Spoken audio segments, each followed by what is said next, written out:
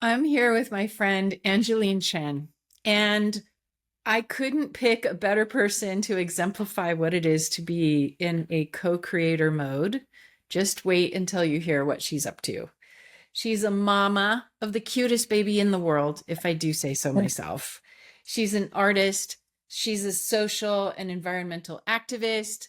She's got a master's in economic development and political science, and that combined with her passion in spirituality and yoga and art and community building, she's co-created and co-founded the Art Rising, the global coalition, and Earth Sama, which are all organizations that merge creativity and impact for a more abundant and equitable world for humanity and for future generations. So we're going to talk more about how she manages to weave so much together.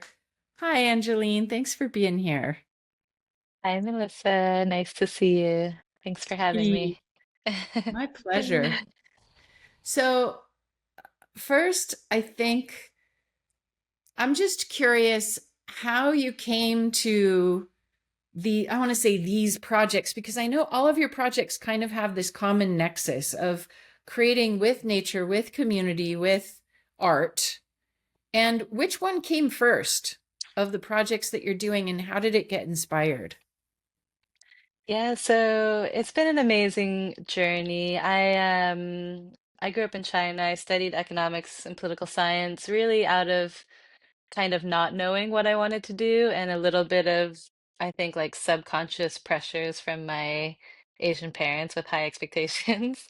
Right on. And I went into studying that, and it really, while I was studying it, it gave me a full view of what the state of the world is, and politics, and the way business is structured in our world, our capitalistic models versus communistic models, and during that time, I also really got deep into my own yoga practice and was beginning to find psychedelics and philosophy and really having my heart and my mind blown open through those Yeah. experiences.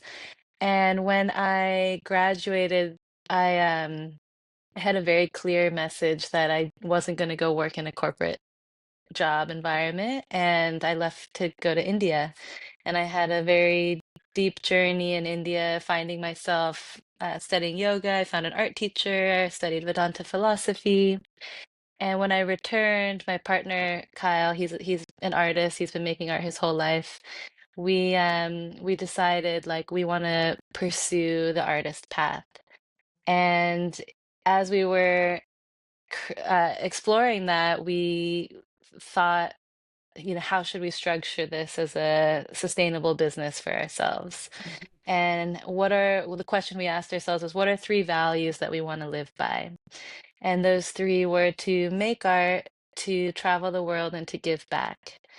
And so those three led us into designing our first project called the Art Rising, which the idea was that we would live in another country, collaborate with local artists, and then the money we could raise from that art would be used to fund something philanthropic in that region. And so our first project ended up being in Thailand, working with wood carvers from Southeast Asia. And while we were living there, we fell in love with the reefs, coral reefs. We lived right by this beautiful reef. And we also fell in love with Burmese people, who we learned there was a big refugee crisis in Thailand and a huge amount of Burmese refugees. And we ended up exhibiting our work in New York, raising money, funding our first two projects. One was uh, for a coral reef, because we actually quickly, as we fell in love with this reef, we also watched it die. And so we learned a lot about why reefs are dying and what's been going on globally. And and so it led us into launching our first two philanthropic projects. One was building a giant sculpture that was deployed into the ocean to become a coral reef. And the second was building a playground made of bamboo with and for a refugee community in Thailand from Burmese refugees. And so through that led us into developing our nonprofit called Global Coalition. Um, we when we were really looking into reef degradation, and one of the questions we asked was how could we as artists make a difference in improving the health of reefs? And we started learning that our artists, or one artist in particular, Jason DeCaires Taylor, had built these giant sculptures and sunk them in the ocean, and that artificial reefs actually serve a lot of benefits to becoming habitat, becoming surface for coral, allowing helping communities raise funds through ecotourism for conservation, and just the greater awareness it can bring. And so that's kind of what led us down that path. And but quickly we learned about the science side of restoration and how can we actually restore reefs through different techniques like marine protection, which means protecting an area and allowing fish populations to recover, through growing coral either underwater or on land, and through mangrove restoration. So by planting mangroves, they sequester carbon, they filter and cool water, and they improve the conditions for coral.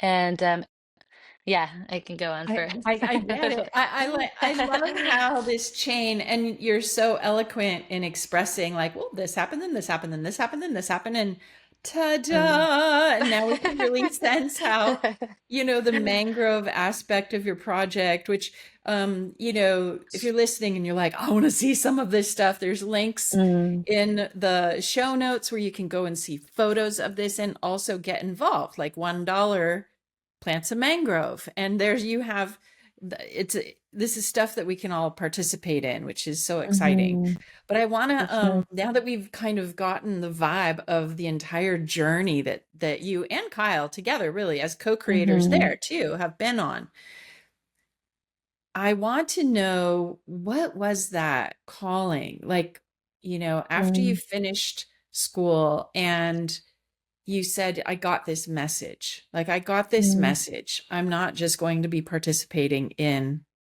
sort of capitalism as usual or whatever that was. Can you tell us a little bit more about that? How did that message come to you? And was it hard to mm. hear or was it easy to hear? Yeah, I would say it's been multiple messages that's Uh-huh. guided me along the way. Mm. And I think one of the big messages was, I mean, I'd say I had tried working jobs. I'll say that too, Okay. and like You're like, this is not it. I had done like summer internships and like done all sorts of different things. And but I would say some really big lessons that came through my spiritual practice was sharing with me this idea that we can create our own reality, Ah, there it is. and finding like the power of now, and like Mm-hmm.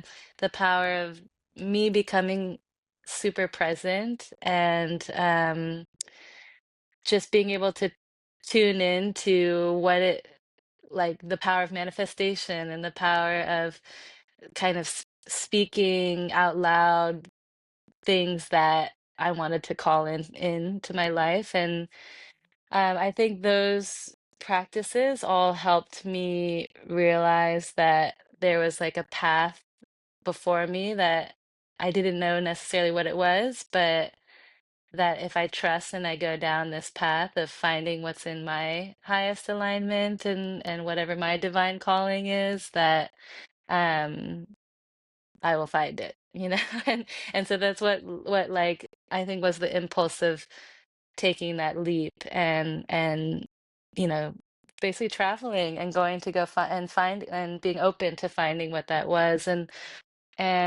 it's it's been about like 12, 13 years of me committing to being on that journey. And early on there was a lot of um questioning, should we continue or should we go back and get a job, or is this really going to work? And a lot of financial instability, and just those insecurities come up, and I did notice that every time they do come up, I replace my fear with action, and I recommit to my path as an artist. And now looking back, it's always we've grown so much, and it's been amazing to see how you keep walking the path, and the path unfolds before us, and it's taken us on a lot of these different winding roads, and all the things that we've done in the past to get us here are still very much a part of who we are, and what and Yeah, how we bring that into our next iteration of a new project. that's beautiful. Um, Yeah. What do you yeah. trust along the way? Like as you're walking that path of co-creation where you're feeling this inspiration to move in a certain creative, expansive way, and then the world is giving you feedback that's like, that's hard, this is impossible, you can't get money for that, like, oh, you're going to need to do something to make money. Like, where's the balance for you? Because I think it's different for every person, this navigating this path, some, because we don't, obviously, we don't want to just kind of spiritually bypass and check out, but we also Mhm. don't want to move out of fear. How do the messages come for you, or what have you found that you can trust? If something happens, you're like, okay, I'm trusting this is the way. Mm. Um, well, I do like the idea of like flowing with the current, and Uh-huh. Huh? sometimes like we might go down one path, and it'll be great for a bit until suddenly there's like some friction that does like take us on a different path. Or Right. Yeah. sometimes we go down one path and we're like, okay, we feel complete with doing that for now. Like for example, we used to paint full time, and we would sell the paintings to fund our work, and we turned our paintings into a clothing line, and we would hustle the clothing for a bit, and that helped Yeah. fund our next ocean project. And Uh-huh. after doing that, we're kind of like, we don't really want to sell clothing anymore. It doesn't Hmm. feel like super aligned to what our current life is anymore. And so I think being able to, yeah, be able to be adaptable and know that things are always changing. And sometimes we have like bursts of creativity in a certain direction, and it might only last for so long, and become a different thing. At the same time, there's sometimes projects where there's a lot of friction and challenges, but we know that we have to persevere to complete the thing. Like one example is we deployed a big sculpture, a 20-foot tall sculpture in the ocean in Thailand, in Dominican Republic. It was of Atabe, who's a mother of water from the indigenous people of the Dominican Republic, and it was probably the most challenging project we've ever done, just to get her in the water, and like Hmm. all the things that we were faced with. And it took us about 2.5 years to get her in the ocean, and it required us to like step back for a bit, wait, re-strategize, come back, and in that specific example, just giving up or switching, not doing it was not an option, Yeah. and The and drive was too strong. Like it was going to happen. it had to Yeah. happen one way or another. We just had to be patient and Yeah. keep And you were persevering. collaborating. So tell us about your collaborators, because I love that project. And if you're listening, Mm. you need to go check out the website and take a look at this incredible, profound, divine feminine sculpture that is now holding court in a recovering reef. Like it's exquisite. Mm. And I've been really inspired by that project. And from hearing you previously tell me the story, and tell us a little bit about the key players, how that came to be, or that you're collaborating with, that you're co-creating with. Yeah, so if you want to see the image, it's on globalcoalition.org. And her name is Atabe. Actually, when we first arrived to a place to launch any project, we really want to tune into the place and connect with the people, and first even know if a project is welcome there, and if we're welcome there. And so we connected with some teachers. We connected with a school for girls, And we asked them, if we were to come build a giant sculpture and put it in the ocean, is this something that would be welcome? And if we could build anything, what would we build? And so the idea to build Atabe, the mother of water from the Arawak people, was actually brought from the teacher and the kids, the Nice. girls of the Yeah. island. And we loved the idea, and the teacher told us, bring this idea to an elder. And she introduced us to this woman, Irka Mateo, who is an elder. She's been trying to rebuild the Arawak indigenous culture for about 30 years. Um, and when we brought it to her, she shared, this is a beautiful project. We need to bring it to the ancestors and ask the ancestors for There permission. we go. And so we sat in ceremony with her. And after that, she began guiding us and gave us the blessings and supported us through the project. And so we had kind of a board of cultural advisors through it. And we also had our ecological partners. So we had a local NGO called Magua Foundation who had been working there in the area for about 15 years. And we asked them if they would welcome us to come and create this project and gift the sculpture to his restoration site. So he helped us with permitting. He taught us all about the native species in the area. And yeah, he's just been an amazing collaborator. And let's see who else. I mean, we have our whole team of sculptors. They come from all over the world and help us build the sculptures. So we had also Haitian and Dominican people on our team, and it was a really beautiful multicultural collaboration to build the piece. And we actually built it on a public beach so that anybody could come and be involved and ask questions, help us apply some concrete, weave the mesh together. It was very hands-on. I think we had over 100 people physically helping build the piece. And we would visit schools to share about ocean conservation.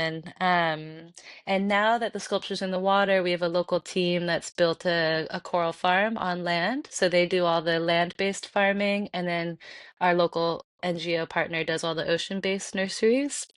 And then we have another team that's doing the mangrove restoration work. So they're all kind of carrying on it's funny because something we say is the work actually begins once the sculpture's in the water. Because Uh-huh. now, the idea of the sculpture is really to catalyze restoration and bring people together to to um to bring their reef back to life. And because the piece is so resonant to the local people, and because they were so much a part of the project, it actually became their project.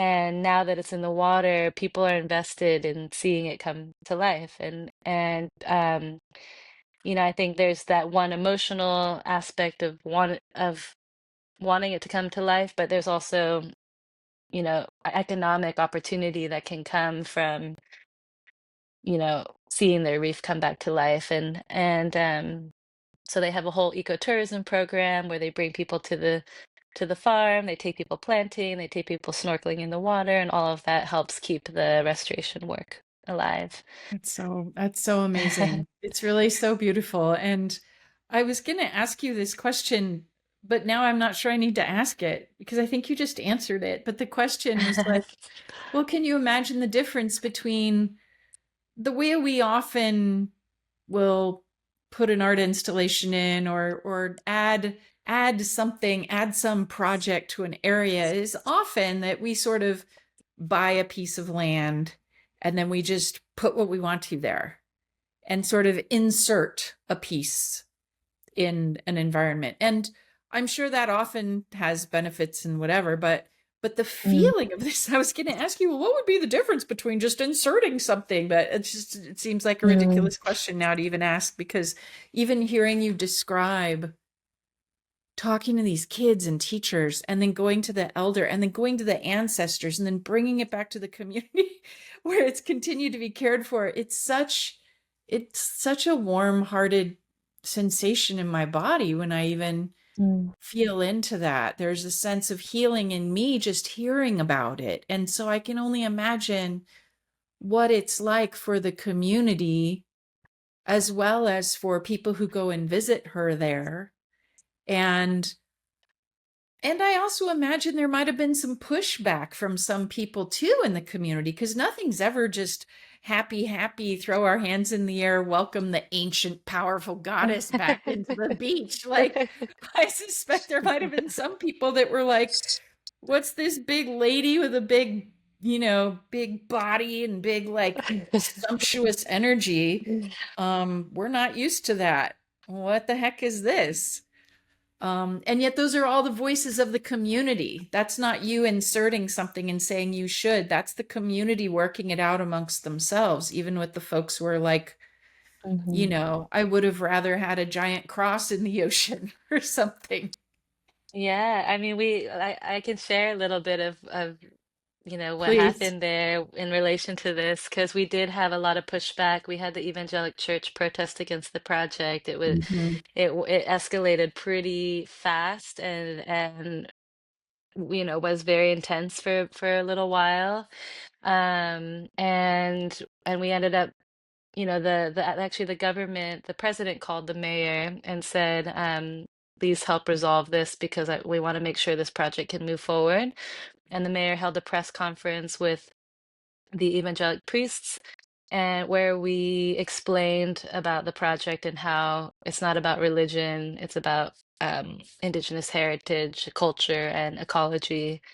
And it was interesting because our indigenous friends shared with us that this was the first time that the mayor actually said, um, he said, we have to acknowledge our past to move forward, and that this is our indigenous heritage on the island. And our indigenous friends share that this was the first time the government had actually publicly Oh, stated and acknowledged the indigenous people on the island, because there has been quite a challenging history there. They were the first region to be colonized. They lost about 83% of their population. They were written off as a paper genocide, and only in the last 30 years did they discover it was actually people in the US that took DNA tests, thought they were African, realized they were actually Arawak Taino, so from the Caribbean, and that jump started a reclamation of the Arawak culture and history, which Irka Mateo was a big part of as well. And so some of them had shared that the pushback that we were receiving is only a small part of the amount of pushback and oppression that their people have experienced the last 30 years. But because we were an international organization, and um, I think we actually validated in the eyes of the government that culture is valuable, because we had like tourists and expats and yeah, so many people coming to experience the piece and be excited about what was happening. And I think that it shifted the perspective of the government in about, maybe tourists don't only want white sandy beaches and all-inclusive hotels. right. Maybe they are interested, they are interested Yeah, in our history. That it actually, I think we came at a really great time where we were able to be allies to our Indigenous friends in their journey and process of um, reclaiming their history. totally. So Yeah. yeah, It's such it a was wonderful, wonderful a projects you're doing, and wonderful example of in a world and a global culture that's shifting right now, and where some people might say that we're losing culture, that we're losing even art, that art, because of AI or because of globalization, that art is somehow becoming less meaningful or less valuable with NFTs and all this stuff. And I just, I'm seeing how you are showing us, and these sorts of projects are bringing art in a way that's so deeply relevant and connected, that's so deeply aware of its purpose and its consequence. Um, it's just such a wonderful example of how co-creating art, and co-creating with art and the source of art and the land that inspires the art and the people for whom the art is part of their culture. It's such a rich and powerful healing in my mind, as well as a modeling of the fact that, hey, it's when we co-create, of course it's relevant, of course it's valuable, and you've been able to bring more meaning and more connection using your art while still remaining connected to a sort of marketplace, including ecotourism and restoration and regenerative practices. So, I mean, I could just talk to you all flippin' day because you're so, and I know that there's more information and ways for people to get involved. And uh, all of her links will be in the show notes, but you can go to Global Coral, Coral-ition.org, Coralition, .org, or theartrising.com, or Earth Sama, SAMA.com. And I noticed that when I went to the Art Rising, it kind of, all your projects kind of also connect to each other so we can find you. But there's ways to contribute. There's ways to be a part of it. There's ways to learn more. And I just think you're such an inspiration. I'm so grateful to you and to Kyle for creating in this way in collaboration with spirit and with indigenous wisdom, with the land, and with a hopeful vision for the future. Mm, thank you. Yeah, one thing I would love to share on the co-creator note is that something we've been learning is that we can do so much more together than by ourselves. And that's really actually when Kyle and when I first came back from India, he was working on a painting and I was working on a painting. And we both just looked at each other and we were like, let's work on the same painting because Whoa. this would be so much more fun. And so we started painting together. And even through that, there was a process of learning from each other and like learning to kind of merge our styles and know yeah, it was just it was a beautiful journey of exploring that. And then as we've gotten into sculpture work, we have like a much larger team. We usually have maybe 4 to 8 people on the team, and they've all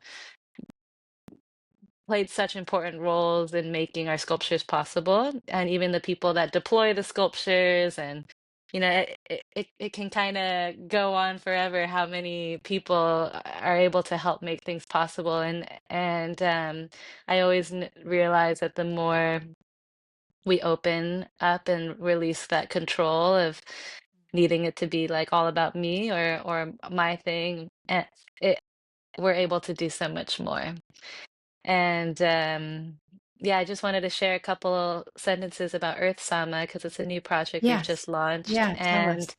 And since learning about mangrove restoration and how they support coral reefs, we also learned that they sequester 4 to 10 times more carbon than terrestrial trees. So they're one of the most promising carbon removal nature-based solutions out there. They also provide a lot of biodiversity, soil protection, and that led us into learning about carbon credits and how we can unlock this whole world of carbon financing to help scale regenerative projects.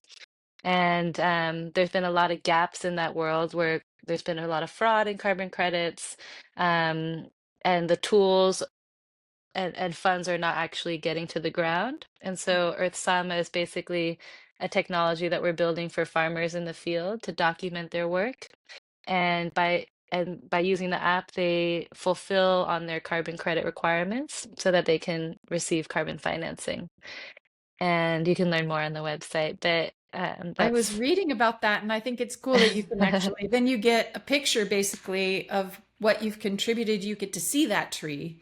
And there's hmm that completes a loop instead of just making a checkbox when you buy a plane ticket.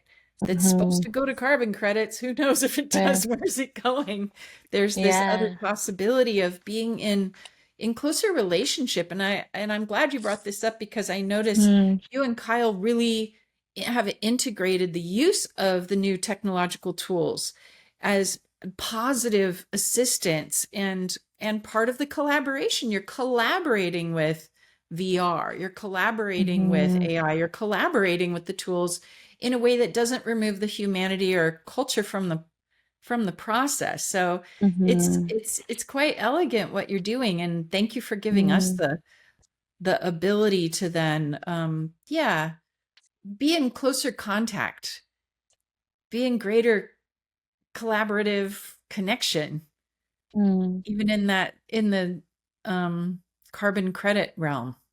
mhm. Actually, That's another flow you followed, isn't it? Where you're like, oh, and we could do this, and oh, we could do it this way, and nobody's doing it this way, and shouldn't it work that way? hmm. And boom, Hmm. created something really, And I really will say unique. that's also the power of the creator, because Uh-huh. we're able to, like, we kind of were doing things and realizing what wasn't being done yet and going ahead and Uh-huh. doing it, and Yes. not necessarily waiting for other people to do it, or even if other people are doing it, we can still do it, and Yeah. so that's always guided us a lot. Just when we saw the reefs dying, the first question we asked is like, what can we do about it?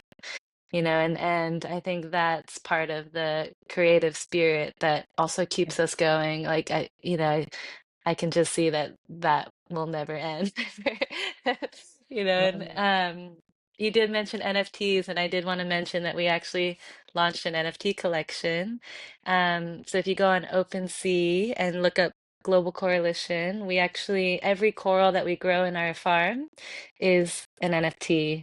Oh, And cool. so Yeah. people can adopt them on You OpenSea if can they're adopt a interested. coral. Yeah. You can You adopt can a adopt a coral, mangrove, you can adopt adopt a coral. mangroves. Again, it's connective instead of this consumptive or separative. That's, yeah, it's really beautiful. Mm, Thank you, Angeline. thank Thank you for being here. you. And everybody You. check out what she's got going on. It's really beautiful. And please, yeah, please know that your work is so appreciated. And so are I'll you. share one more exciting thing, which is that Earth Sama, we're launching our first project in the Philippines, and we'll be planting nearly 500 million trees in the Wow. Philippines, working with 1 million farmers, onboarding Wow. them onto the app and helping them track all their trees and get access to Amazing. funding. So Awesome. It's so beautiful. it's very exciting. It is. Yeah. It is. Yeah. We're going to all go get involved. Thank you, I Angeline. would love that. Thank you so Yeah. much. You're welcome.